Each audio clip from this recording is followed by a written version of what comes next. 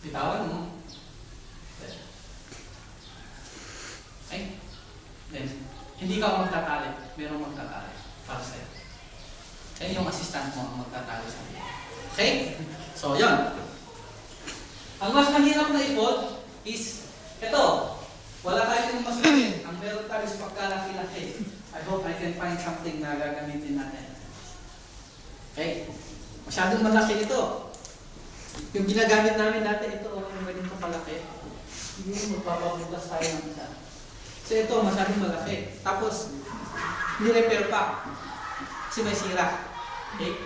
Again, this is the right side up. Wrong side. Lumapit kayo. Hindi naman nakakatakot. Okay. So, wrong side. Okay? Ang problema natin dito is masyadong mahaba. Okay. Now, ang purpose nito is to cover the quarter bridge. Okay?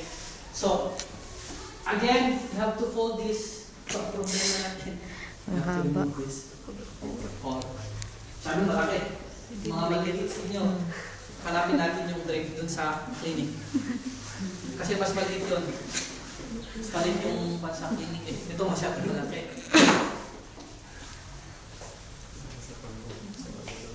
Again, you have to fold this manner.